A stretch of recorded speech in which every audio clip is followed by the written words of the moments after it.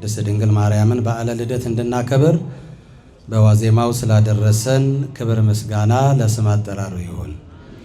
የተከበሩ አባታችን መላከ ስብሐት ቆሞስ አባ ገብረ ሥላሴ አማረ የዚሁ የደብራችን ዋና አስተዳዳሪ በዛሬው ቀን በነገረ ክርስቶስ ዙሪያ ሰፊ ውይይት ሊያደርጉልን የመጡ መምህራኖቻችን የአራቱም ጉባኤ ቤት መምህር የሆኑት በዋግምራ ሀገረ ስብከት የወለህ ነቃ ሕይወት የአራቱም ጉባኤ ቤት መምህር መዝገበ ቃል ገብረ ሕይወት እንዲሁም በሰሜን ሸዋ ሀገረ ስብከት የደብረ ምጥማቅ አንድነት ገዳም የአፄ ዘርዓ ያዕቆብ መታሰቢያ ፈለገ ጥበብ የአራቱም ጉባኤያት መምህር ሊቀ ሊቃውንት ነብየ ልዑል በዚህ አጋጣሚ በዚህ ቅዱስ ስፍራ ላይ ሁልጊዜ በእግዚአብሔር ቤት የምታገለግሉ አባቶች፣ ካህናት፣ ወንድሞች፣ ዲያቆናት በክርስቶስ የተወደዳችሁ በደሙ የተዋጃችሁ የእግዚአብሔር ቤተሰቦች የእናታችን የእመቤታችን የቅድስት ድንግል ማርያም የቃል ኪዳኔ አስራት ልጆች አባቶች፣ እናቶች፣ ወንድሞች፣ እህቶች ሁላችሁም በእግዚአብሔር ፍጹም ሰላም እላችኋለሁ። እንደምን ዋላችሁ? እንደምን ቆያችሁ? እንደምንስ እስከዚችን ሰዓት ደረሳችሁ? አሜን። የእግዚአብሔር ስም ሁልጊዜ የተመሰገነ ይሁን። እንግዲህ ሁልጊዜ እንደምናደርገው ቤተክርስቲያንም ስራዋ ነውና ወንበር ተክላ መጻሕፍትን ዘርግታ ማስተማር፣ መምከር፣ የተሰወረውን መግለጥ ደግሞም የማይገባንን ያልተረዳነውን ቋንቋ እንዲገባን ማድረግ የቤተ ክርስቲያን ስራዋ ስለሆነ ይህንን አስተምሮ ልክ እንደ እንግዳ ደራሽ እንደ ውሃ ፈሳሽም አይደለም። አባቶቻችን ሊቃውንት ሲያደርጉት የኖረ ተግባር ስለሆነ በዛሬው ቀን በእመቤታችን የልደት ዋዜማ የነገረ ክርስቶስን ሐሳብ እንወያያለን። እንደ መጀመሪያው የክርስቶስን ቅድምና በተመለከተ ሰፊ ውይይት የምናደርግበት ሐሳብ ሐዋርያው ቅዱስ ጴጥሮስ በአንደኛ መልእክቱ ምዕራፍ 1 ቁጥር 20 ላይ ዓለም ሳይፈጠር አስቀድሞ ታወቀ ይላል። ከዚህ የተነሳ ኢየሱስ ክርስቶስ ሰው ከመሆኑ በፊት በቅድምና የነበረው ክብሩን፣ ልዕልናው፣ አኗኗሩ በቤተ ክርስቲያናችን አስተምሮ መሰረት እንዴት ይነገራል? የመጀመሪያውን ሐሳብ በሰፊው እንዲያብራሩልን የዋግምራ መምህር የሆኑትን የአራቱ ጉባኤ መምህር ክቡር መምህራችን መዝገበ ቃል ገብረ ሕይወት እንዲያብራሩልን ወደ እሳቸው ወስዳቸዋለሁ።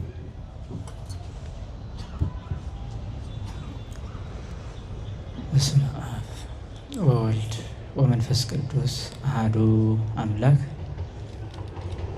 ቀዳማዊ ውእቱ ዘኢይብልዎ እምይእዜ ወማእከላዊ ውእቱ ዘኢይብልዎ እምይእዜ ወዳህራዊ ውእቱ ዘኢይብልዎ እስከዚየ አልቦ ጥንት ለህላዌሁ ወአልቦ ማኅሌት ለክዋኔሁ።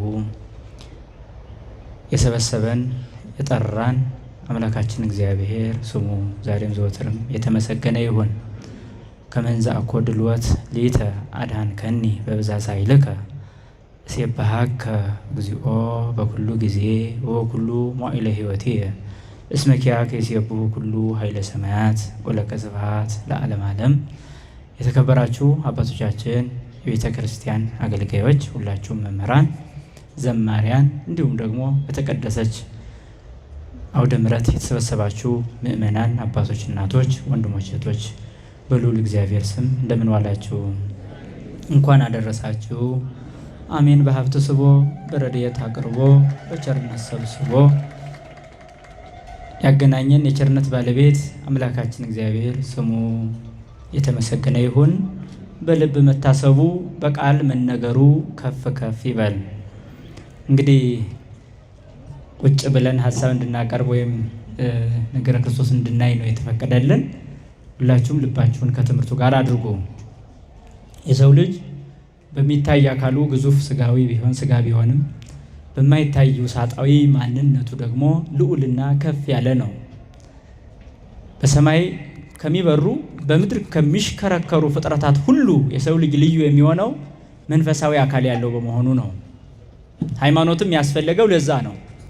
መንፈሳዊ ዕውቀትም ጸጋ የሚቀበልበት አእምሮና መንፈስ ያለው ስለሆነ የግድ መንፈሳዊ ዕውቀት ያስፈልገዋል። ሰማያዊ እውቀት፣ ሃይማኖት፣ ጸጋ፣ ብርሃን ያስፈልገዋል። እንደ ምድራውያንና ጠፍተው እንደሚቀሩ ፈርሰው በስብሰው እንደሚቀበሩ እንስሳት አይደለምና ነው። ለዛ ነው ይህ ዘመን ደግሞ የሰው ልጆችን ወደ ምድራዊ አስተሳሰብና ወደ ሆዳደርነት ብቻ የሚስብ አደገኛ ዘመን ስለሆነ የበለጠ ደግሞ ኦርቶዶክሳውያን ነገረ ክርስቶስን በማወቅ ኦርቶዶክሳዊት ቤተ ክርስቲያን ስለ ክርስቶስ ምን ትላለች የሚለውን ቁጭ ብሎ ተረጋግቶ መማርና መስማት ይኖርበታል። ስሙን በመጥራት የሚናገሩ ብዙ ናቸው። ብዙዎችንም ያስቷቸዋል። በስሜ ይመጣሉ የተባለውም እየተፈጸመ እንደሆነ ልብ ልትሉ ይገባል። እና ቅድስት ቤተ ክርስቲያን ስለ ክርስቶስ ስታስተምር የ2000 ዓመት እንዲህ ወይም የጥቂት ዓመታት ታሪክ አይደለም ያላት። ወይም ደግሞ የነገረ መለኮት ትምህርቷ ዓለም ከመፈጠር ዘመን ከመቆጠር በፊት ስላለ ጉዳይም የምታወራ ናት ቅድስት ቤተ ክርስቲያን። በደንብ እንድታስቡና እንድትጠነቀቁ ይፈለጋል። ነገረ ክርስቶስ ሲነገር እንዲሁ ስለ ምድራውያን ግለሰቦች የሚወራ ታሪክ እንደሆነ እንዳታስቡ። የተሰጠን አእምሮ ዓለም ሳይፈጠር ስለነበረው የሚነገረንም ጭምር እንድንቀበል ተደርጎ የተፈጠረ ነው። ሃይማኖት ለአእምሮ ምግብ ነው። ትምህርት ለህሊና መጠጥ ነው። ውሳጣዊ ማንነታችን የሚፈልገው ሃይማኖትን ነው። ሃይማኖት ጽንዓ ለነፍስ፣ ሃይማኖት የነፍስ ብርታት ነው ይላል። ህብስት መንፈሳዊ ያጸና ኃይለ ሰብ ይላል ሊቁ ቄርሎስም። መንፈሳዊ ምግብ ትምህርት የልብ ምግብ ነው ይላል። የልብ ምግብ ነው። ኃይለ ነፍስን ያጠነክራል። ሲሲተ ልብ ቃላቲሁ ለእግዚአብሔር ውእቱ፣ የእግዚአብሔር ቃል የልብ ምግብ ነው ይላል። የልብ ምግብ ነው ማለት የሰው ልጅ በውስጣዊ ማንነቱ የሚበላ ነው ማለት ነው። ግን ምግቡ ግን በጆሮ ነው የሚቀለበው። ይሰማል፣ ይማራል፣ በዚህም ይመገባል ማለት ነው። ስለምን የሚነገረውን ሰምቶ ነው ልብ የሚመገበው ካለ ግን ፈጣሪ ዓለማት አምጻኤ ዓለማት ገባሬ ሁሉ ፍጥረት ስለሆነው ስለ እግዚአብሔር ሲማር ልቡናው ምግብ ያገኛል ማለት ነው። እንደዛ ነው። ሰው በምድራዊ ምግብ ብቻ የሚኖር አይደለም። ለዛ ነው የሰው ልጅ በእንጀራ ብቻ አይኖርም ከእግዚአብሔር አፍ በሚወጣ ቃል ሁሉ እንጂ ይላል። ይሄ ልዩ አስተምሯችን ነው። የሰው ልጅ ሆኖ ለመቀጠል ሙሉ ሰው ለመሆን የእግዚአብሔር ቃል ያስፈልገዋል። ስጋዊ ምግብ ብቻ አይደለም። ሰዎች አብዝተው ቢበሉ እንኳ ሃይማኖት ያላቸው መሆን አይችሉም። አብዝተው ቢበሉ እንኳ መንፈሳዊ ጸጋ አይሰጣቸውም። ምክንያቱም በመብል ብዛት ጸጋ አይሰጥምና። ለዛ ነው መንፈሳዊ እውቀት ለሐዋርያት የተገለጠውን ለነቢያት የተሰጠውን እውቀት በመማር ግን አእምሯችን ወደ ላይኛው ዓለም ከፍ ይላል። በዚህ ሰዓት ነው ሙሉ ሰው መሆን የሚቻለው እንጂ በስጋዊ ምግብ ብቻ የሚኖር ሰው እንስሳ ማለት ነው። አይለይም። ነፍሱን ገሎ ይኖራል፣ መንፈሱን ገሎ ይኖራል፣ አእምሮን ገሎ ይኖራል፣ ልቡን ገሎ ይኖራል። ይህ ደግሞ ሰው ሊሆን አይችልም። ለዛ ነው ወደ ምንፍቅና የሚነጉደው ሰው አእምሮን ስላልተጠቀመ ነው። በሃይማኖታዊ መስመር የሚጓዝበትን ድል ስላላገኘ ነው። ስለዚህ በቤተ ክርስቲያናችን ጥላ ስር ቁጭ ብላችሁ የምትማሩ ምዕመናን እንሆ ቅድመ ዓለም ስለነበረው ስለ መድኃኒታችን ስለ ኢየሱስ ክርስቶስ እናወራላችኋለን። ይሄም ሐዋርያት ያስተማሩንን ነው። አዲስ የምናመጣው ትምህርት የለም። ነቢያት ምን አሉ? ሐዋርያት ምን አሉ? ሊቃውንት ምን አሉ? የዚህ ሁሉ ባለሀብት ነን እኛ። እንደ ውሃ ፈሳሽ እንደ እንግዳ ደራሽ ስለሆነ ነገር አይደለም የምንነግራችሁ። በመላእክት የተመሰገነ፣ በነቢያት የተመሰከረ፣ በሐዋርያት የተነገረ፣ በሊቃውንት የተመሰጠረ፣ በመነኮሳት ሕይወት የተኖረ እሱን ነው የምንነግራችሁ። ኦርቶዶክሳዊ ሕይወትን መኖር የሚያቅታቸው ሰዎች ወደ ኋላ ማፈግፈጋቸው አይቀሩምና ልብ ልትሉ ይገባል። እንግዲህ ዓለም ሳይፈጠር ስለሆነው ነገር ሐዋርያው ቅዱስ ጴጥሮስ ያነሳውን መነሻ በማድረግ ነው ጥያቄው የቀረበልን። ዓለም ሳይፈጠር ስለነበረው ሁኔታ እዚህ ላይ ሆነን በእምነት መነጽር እንመለከታለን እንጂ በመኖር አናውቅም። ምክንያቱም ከዓለም መፈጠር ወዲህ ያለን ሰዎች ስለሆን፣ ስለዚህ ግሱሱ ዓለምና ስለ ረቂቃኑ ዓለማት በሙሉ በፊት ስለነበረው ሁኔታ አንድ ሰው እዚህ ላይ ሆኖ መሰረታዊ የግል ዕውቀቱን ተጠቅሞ ማግኘት አይችልም። ነገር ግን ራሱ ነግሮናልና የተነገረን ይዘን ነው የምንነጋገረው ማለት ነው። እንግዲህ ይህ ቀና ብለን የምናየው ሰማይ፣ ዝቅ ብለን የምንመለከተው ምድር፣ በቀኝ በግራ በፊት በኋላ የሚታዩ እጽዋትና ልምላሜዎች በሙሉ፣ በላይ የሚበሩ ፍጥረታት፣ በታች የሚሽከረከሩም እንደዚሁ አራዊትና እንስሳት፣ ሁሉም የሚታዩና የማይታዩ ፍጥረታት ሳይኖሩ ይሄ የምንኖርበት ዓለምም ሳይቆም እንደ አረንጓዴ በውሃ ላይ ሳይጸና ማን ነበረ? አዎ በደንብ ተሳተፉ። ይሄ ዓለም መጥቶ ነው የተፈጠረው። ካለመኖር ወደ መኖር የመጣ ዓለም ውስጥ ነው የምንኖረው። ስለዚህ እኛ በእምነታችን ግን ከዓለም ውጭ ወደ ሆነው አምላክ እንጓዛለን። አይምሯችንም ይህን እንዲሸከም ተደርጎ ተፈጥሮልናልና ለዛ ነው። ስለዚህ ነው መጻሕፍት የሚመሰክሩልን ከዓለም በፊት ስለነበረ ሁኔታ ሲነግሩን ከእግዚአብሔር ውጭ ማንም እንዳልነበረ ይነግሩናል። እውነትም ነው። ከፍጡር በፊት ፈጣሪ ነው ያለው። ይሄ የታወቀ ነገር ነው። ስለዚህ ይህንን መጻሕፍት በመጀመሪያ እግዚአብሔር ሰማይና ምድርን ፈጠረ ብሎ ከሚነግረን ከሊቀ ነቢያት ሙሴ ጀምሮ ስንነጋገር እግዚአብሔር ሰማይና ምድርን ፈጠረ ብሎ ይጀምራል። በመጀመሪያ ይላል ሰማይም ከነነዋሪዎቹ ምድርም ከነነዋሪዎቿ ተፈጥራለች። ይህንን ያስገኘና የፈጠረ ማን ነው ከተባለ እግዚአብሔር ነው። እዚህ ላይ ነው እንግዲህ ነገረ ክርስቶስን መማር የምንጀምረው። ዓለም ሳይፈጠር የነበረው ዓለምን ከፈጠረ ዓለምን የፈጠረው ማን ነው? እግዚአብሔር ካልን እግዚአብሔር ማን ነው ወደሚል ጥያቄ እንመጣለን ማለት ነው። ስለ ዓለም መፈጠሩ እንኳን ግልጽ የማይሆንላቸው ያለ ፈጣሪ እንደተገኙ የሚያስቡ በርካታ ሰነፎች በስተዋልና መዝሙረኛው ዳዊት እንዲህ ያሉትን ሰዎች ይገስጻል። ይብል አብድ በልቡ አልቦ እግዚአብሔር፣ ሰነፍ በልቡ ፈጣሪ የለም ይላል፣ እግዚአብሔር የለም ይላል። ፈጣሪ የለም ማለት ስንፍና ነው ማለት እብደት ነው ማለት ነው። ስለዚህ ዓለም ሳይፈጠር ስለነበረው ስለ እግዚአብሔር ስንነጋገር እግዚአብሔር በቅድምና ነበረ፣ በሐልወት ነበረ። በባህሪው ነዋሪ ነው። አስገኝ የሌለው አስገኝ፣ ፈጣሪ የሌለው ፈጣሪ፣ ቀዳሚ የሌለው ቀዳሚ ነው። ታዲያ ስለ እግዚአብሔር ስነጋገር እግዚአብሔር ስንት አካል ያለው ነው ወደሚል ሐሳብ ነው የምንገባው ማለት ነው። እግዚአብሔር ብለን የምንጠራው በቤተ ክርስቲያናችን ማንን ነው? ስንት አካል አለው? እስኪ መልሱት። እግዚአብሔር ስንት አካል አለው? መልሱ። ስንት አካል? ሶስት አካል። አንድ አካል ማለት በቤተ ክርስቲያናችን የተወገዘ ትምህርት ነው። አንድ ገጽ ማለት የተወገዘ ትምህርት ነው። በቤተ ክርስቲያን እግዚአብሔር አለ እንላለን። ያለው እግዚአብሔር ግን ስንት አካል ነው ተብለን ከተጠየቅ ሶስት አካል እንላለን። በዚህ ራሱን ሶስትነቱን የገለጠልን ግን ራሱ ነው።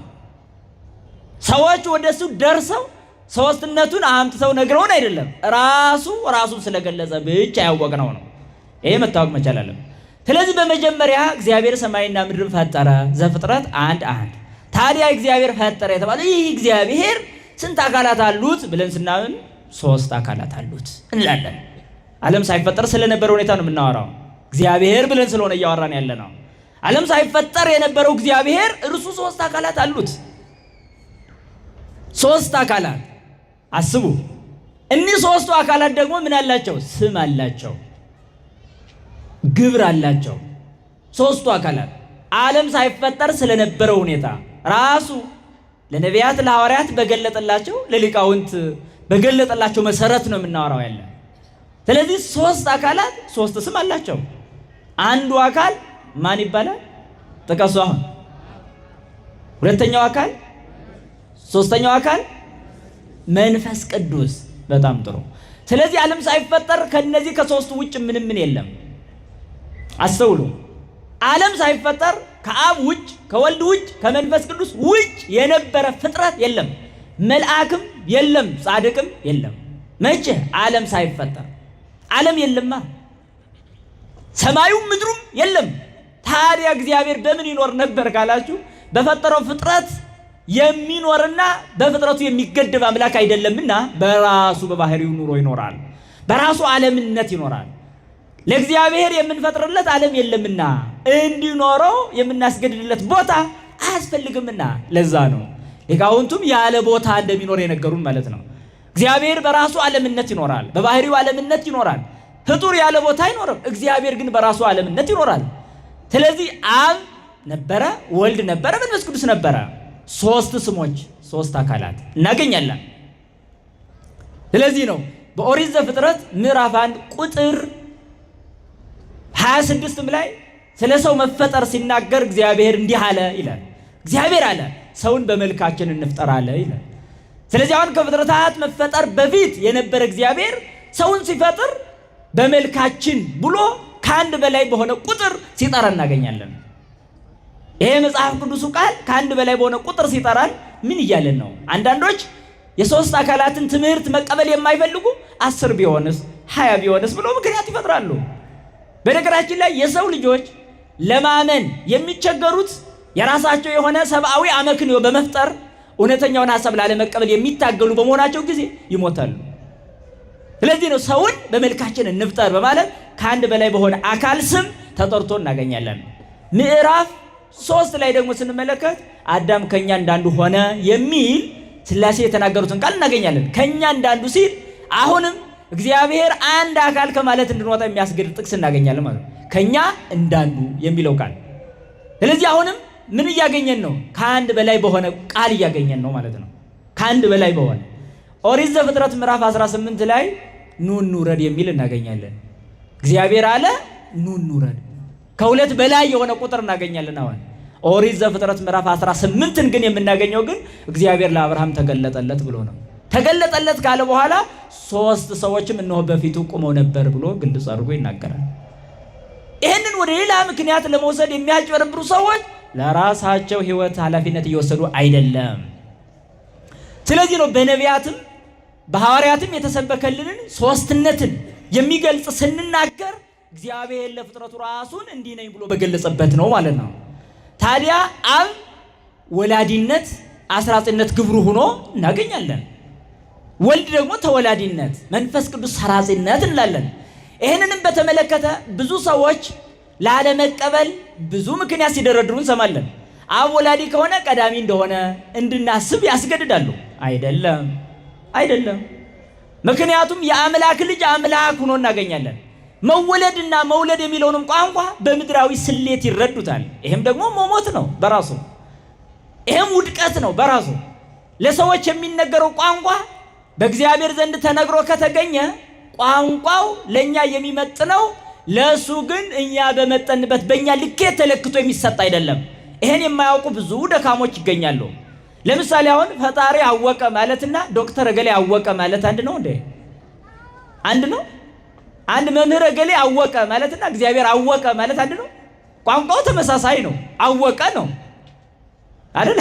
እግዚአብሔር አወቀ ማለትና አንድን ሰው ጠቅሰን እገሌ አወቀ ማለት አንድ ነው? የእግዚአብሔር ዕውቀት ባህሪያዊ ዕውቀትና ሁሉም ነገር በዕውቀቱ ጥላ ስር የሚኖርበት ዕውቀት ነው። በሱ ዘንድ ገና የሚታሰቡ ሊሆኑ የሚገቡ ከመሆናቸው አስቀድሞ ሳይታወቁ የሚኖሩ የሉም። ሁሉን ከሐሳብ በፊት ያውቃል፣ ከድርጊት በፊት ያውቃል። ሰው ደግሞ ከዚህ ዕውቀት ነፃ ነው፣ የለም። ስለዚህ አንድን ሰው አወቀ የምንለው በብዙ ጥረት ያገኛትን ዕውቀት አድርገን ሰተን ነው። እግዚአብሔር አወቀ ማለትና እገሌ አወቀ ማለት የተለያዩ ናቸው። ልክ እንደዚሁም እግዚአብሔር አብ እግዚአብሔር ወልድን ወለደ ማለትና አንድን ግለሰብ አንስተን እገሌ ወለደ ማለት በጣም የተለያዩ ናቸው። ሰማይና ምድር ናቸው። ይህን ልዩነት የማይረዱ በጣም ደካማ ሰዎች አሉ። ልክ እግዚአብሔር ወልድን ወለደ ስንል እግዚአብሔር አብን ስለ ወላዲነቱ ስናወራ በዚህ አይነት በምድራዊ ስሌት ያስባሉ። ይሄ በጣም ሞኝነት ነው። በራስም ላይ ሞትን ማወጅ ነው። እግዚአብሔር አየ፣ በጣም ጥሩ። እገሌም አየ፣ እሺ አንድ ነው አይደለም? አሁን እኔ ያየሁ፣ እሺ የኔ ማየትና የእግዚአብሔር ማየት አንድ ነው አይደለም? የኔ በስጋና በደም በታሰረ አይን ውስጥ ያለም እይታ ነው። ወደፊት ነው ማየው። ከዚህ ውጭ ያለውን ማየት አልችልም። የኔ ማየትና የፈጣሪ ማየት አንድ ነው አይደለም? ስለዚህ ነው አንድ አይነት ቋንቋ እንጠቀም ይሆናል፣ ነገር ግን አንድ አይነት ምስጢር እንደሌለው መረዳት ያስፈልጋል። ስለዚህ የእግዚአብሔር አብ ወላዲነቱ ሲነገር በምድር ላይ ስላለው ስለ አንድ ግለሰብ ወላዲነት አታስቡ፣ አይምሯችሁም ላይ ሊመጣ አይገባም። እንደዚሁ አንድ ገሌ ወለደ ማለት ከልጁ ይበልጣል፣ ይቀድማል። አዎ፣ ነገር ግን እግዚአብሔር አብ ወልድን ወለደ ማለት ከልጁ አይቀድም፣ አይበልጥም። ይሄንን ነው የነገሩን አባቶቻችን። ይሄንን ሲነግሩን እንደ እሳት ቅዱስ ጴጥሮስ ራሱ ክርስቶስን ጠይቆታል። ምን ብሎ ነው የጠየቀው? አኗኗርህ እንዴት ነው ብሎ ጠየቀው። ራሱ ክርስቶስ ደግሞ ስለ ራሱ አኗኗር እንዲህ ብሎ መለሰለት። አቡየ ፀሐይ ወአነ ብርሃኑ ወመንፈስ ቅዱስ ወአዩ ብሎ ነገረው። አባቴ ፀሐይ ነው አለ፣ እኔ ደግሞ ብርሃን ነኝ አለ፣ መንፈስ ቅዱስ ሙቀት ነው አለ። ምን ማለት ነው? ፀሐይ አለ፣ ብርሃን አለ፣ ሙቀት አለ፣ አንድ ፀሐይ። ስለዚህ አብ አለ፣ ወልድ አለ፣ መንፈስ ቅዱስ አለ፣ አንድ አምላክ እንላለን። ሶስት አምላክ አንልም። እንደዚህ አይነት አስተምሮም የለንም። አባቶቻችን ያልነገሩንም አናስተምርም፣ አናምንምም፣ አንቀበልምም። ስለዚህ ነው አብ ወላዲ ነው ማለት አብ በቅድምና የሚኖር ከእርሱ ጋር እኩል የሆነ ቀዳሚ ወልድን ይወልዳል ሳይቀድመው፣ የፀሐይ ብርሃንና የፀሐይ መቀዳደም እንደሌለበት፣ የፀሐይ ሙቀትና የፀሐይ መቀዳደም እንደሌለባቸው በተመሳሳይ መንፈስ ቅዱስን አሰረጸ። ልክ ሙቀት ከፀሐይ እንዲገኝ መንፈስ ቅዱስ ከአብ ተገኝቷል።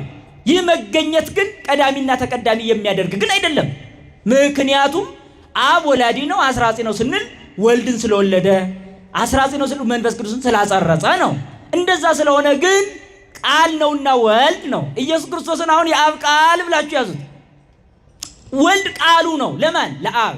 ቃሉን ማን ያስገኛል? ራሱ ማን? አብ። አብ የሚወልደው የባህሪ ልጁን ነው። ለዚህ ነው በዘመነ ስጋዌውም ወልድ ሲነግረን ስለ ራሱ እንዲህ ብሎ ነው ያስተዋወቀን። ራሱን አባቴ ብሎ ነው የነገረን። አብን አባቴ ብሎ የሚጠራው ከዓለም መፈጠር በፊት ስላለው እሱና አባቱ ብቻ በሚያውቁት ገንዘብ ያለውን ሁኔታ ነው የሚነግረን እንጂ ፍጡራን በዛ ገብተው እንዴት ወለደው ቤት አድርጎ መቼ የሚባል ነገር የለም።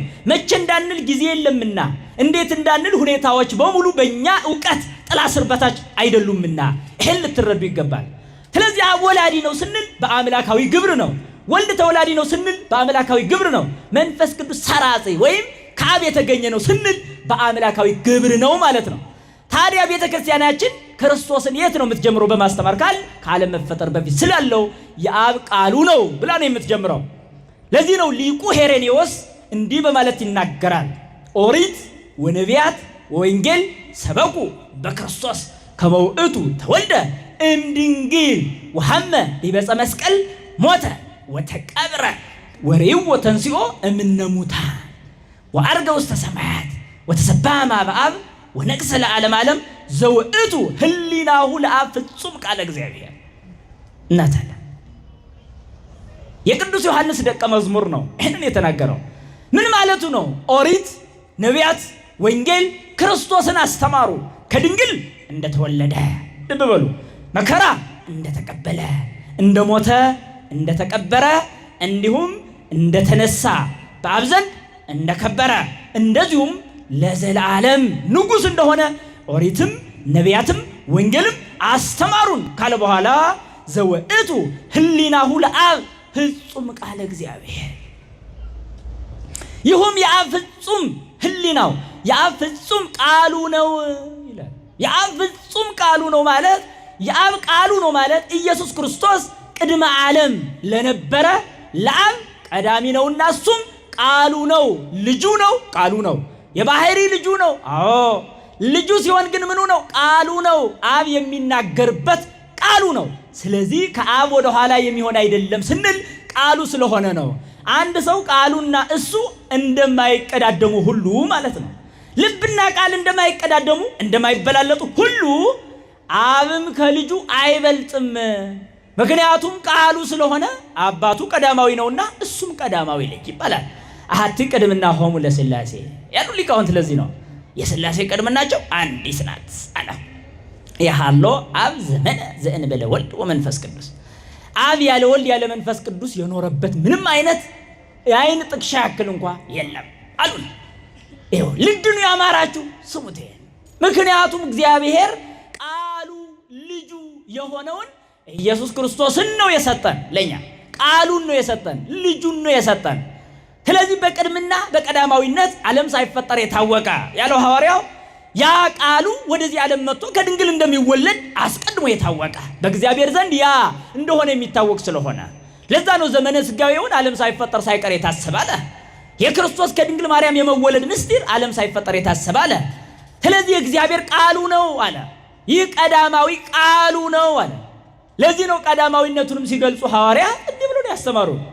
ቀዳሚሁ ቃል ውእቱ ወእግዚአብሔር ውእቱ ቃል፣ በመጀመሪያ ቃል ነበረ፣ ቃልም በእግዚአብሔር ዘንድ ነበረ። ልብ በሉ። በመጀመሪያ ቃል ነበረ ማለት ወልድ ነው። በመጀመሪያ ማለት ዓለም ሳይፈጠር ዘመን ሳይቆጠር በዘመናት ሂሳብ ስሌት ውስጥ በማይገባ ሁኔታ እርሱ ነበረ። ማን ቃል ነበረ? የማን ቃል? የአብ የእግዚአብሔር ቃል ነበረ።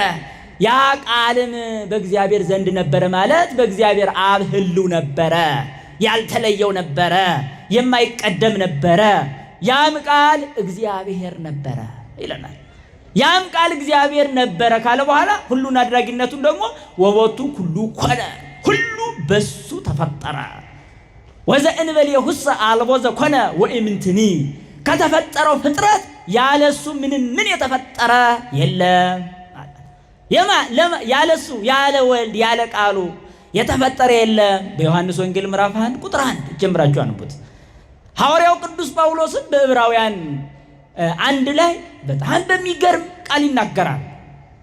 በነቢያት አስቀድሞ እንደነገረን ከገለጸ በኋላ ወበዳሃሪስ ሰማዕል ነገረነ በወልዱ ዘረሰዮ ወራሴ ለኩሉ ወበቱ ፈጠሮ ለኩሉ ይለናል። የሐዋርያት እምነት አለን ስንል ዝም ብለን አይደለም። የሐዋርያት ትምህርት አለን ስንል ዝም ብለን አይደለም። የሐዋርያት አረዳድ፣ የሐዋርያት ምስጢር አለን ስንል ዝም ብለን አይደለም።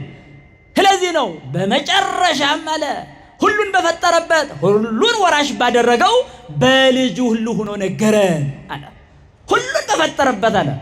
ስለዚህ አሁን ሁሉ የተፈጠረበት ቃል፣ ሁሉ የተፈጠረበት ጥበብ ወልድ ነውና፣ ስለዚህ ኢየሱስ ክርስቶስን ቅድመ ሥጋዌ ከድንግል ማርያም ሰው ከመሆን በፊት ዓለማትን ሲፈጥር እናገኘዋለን።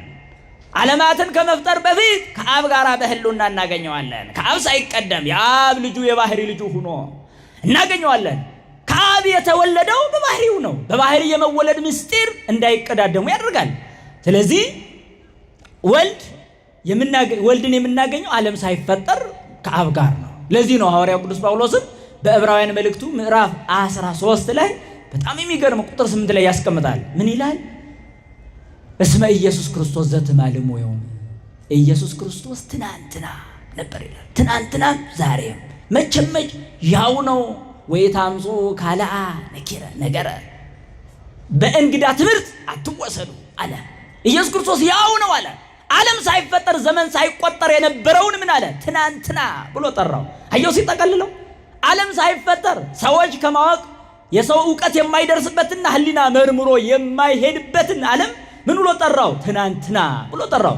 ኢየሱስ ክርስቶስ ትናንትና ማለት ዓለማት ሳይፈጠሩ የነበረ ማለት ነው። ዛሬ ማለት ዓለም ከተፈጠረ በኋላም ያው ነው፣ እሱ ነው፣ አልተለወጠም ማለት ነው። መቼመች ማለት ዓለም ካለፈም በኋላ ያው እሱ ነው፣ ኢየሱስ ክርስቶስ ነው፣ ሌላ አይደለም። ስለዚህ በእንግዳ ትምህርት አትወሰዱ አለ። የዚህ ዘመን አይምሯችን የሚያቋሽሸው እንግዳ ትምህርት ነው፣ እንግዳ ትምህርት ነው። ስለዚህ ቤተ ክርስቲያን ራሷ ክርስቶስ ነው፣ ራሷን አታውቅም አይባልም። ይሄ ወረደ ቋንቋ ነው። ራሷን አታውቅም ይባላል። ራሷ እኮ ክርስቶስ ነው፣ እሷ አካሉ ናት። አካሉ የሆነች ቤተ ክርስቲያን ራሷ የሆነውን ክርስቶስን ዓለም ሳይፈጠር የነበረ ገባሬ ሁሉ አምጻኤ ሁሉ ብላ ነው የምታምነው። ስለዚህ ነውና ዓለም ሳይፈጠር ክርስቶስ የአብ ቃሉ ነው፣ የአብ ጥበቡ ነው፣ የአብ ልጁ ነው፣ ፈጣሪ ዓለማት ነው፣ አምጻኤ ዓለማት ነው። እኛንም የፈጠረን ነው። ከአብ ከመንፈስ ቅዱስ ጋራ በእኩል የነበረ ነው፣ ገባሬ ሁሉ ብለው ነው የነገሩን አባቶቻችን። ስለዚህ እግዚአብሔር አምላካችን ይሄ ቅድመ ዓለም የነበረውን ምስጢር በአባቶቻችን በኩል ለኛ ስላስተላለፈልን ደስ ይበለን።